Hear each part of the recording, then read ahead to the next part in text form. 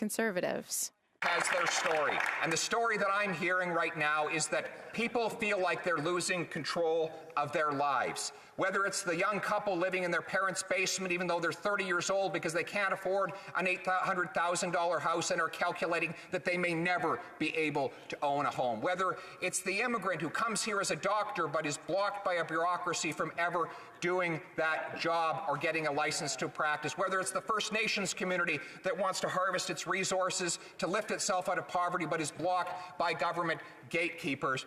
Mr. Speaker, or more recently, whether it is the countless small business people who've been flattened by endless lockdowns and rules that often seem to have no link to science, or whether it is the trucker who has been dutifully putting the goods and services in our communities on our shelves and on our kitchen tables, and now is called names and prevented from doing his or her job by a Prime Minister who's not interested in listening. Now, I am vaccinated and I encourage others to do so, but every person has their story. They have their reasons. They might be medical reasons, cultural reasons. They might even have learned, they might have had an unfortunate medical experience with prior medical prescriptions that have prevented them from making that decision.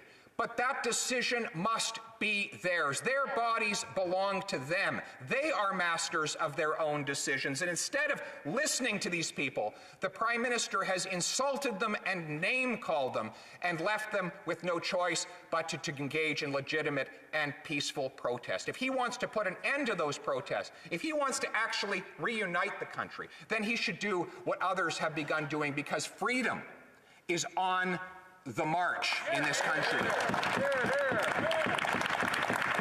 Saskatchewan, Alberta, Prince Edward Island, and Quebec are beginning to lift these restrictions. At midnight in Alberta, the vaccine passport came to an end, and people across the country are showing their support for starting freedom in this country, including two of the Prime Minister's own members of Parliament. Mr. Speaker, let's get these restrictions out of the way. Let's open up our economy. Let's bring back freedom. Let's make Canadians the authors of their own stories again.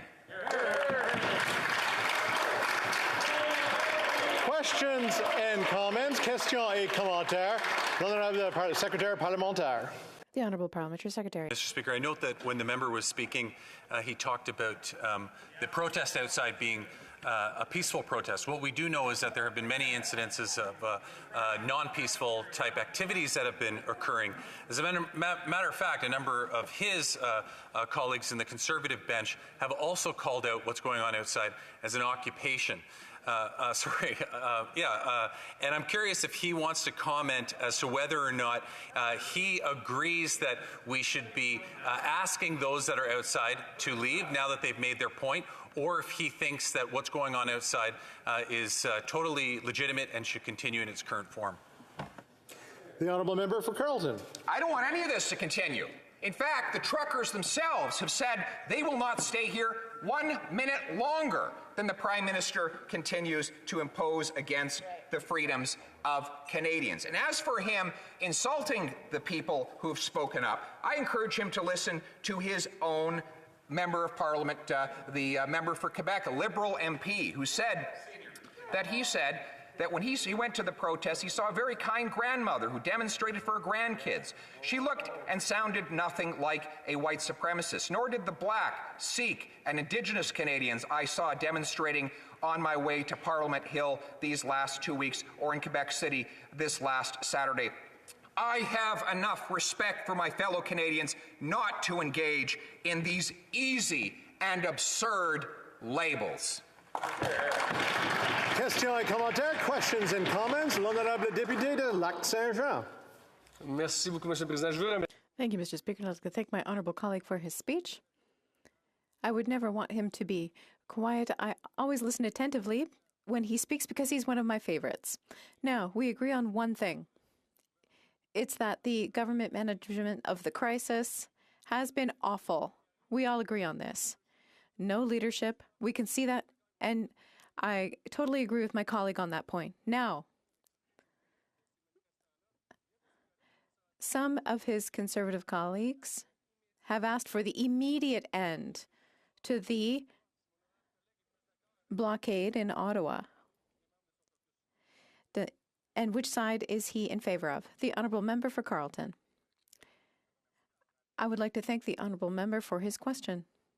My position is for freedom. I want to end the government obstruction that this government is imposing on Canadians.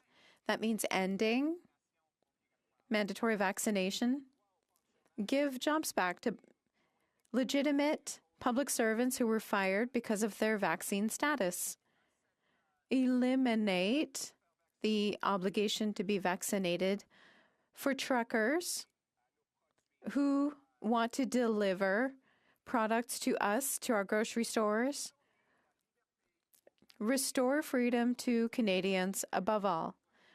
That would bring an end to the protests, and it will help us to start working to make Canada the freest country in the world.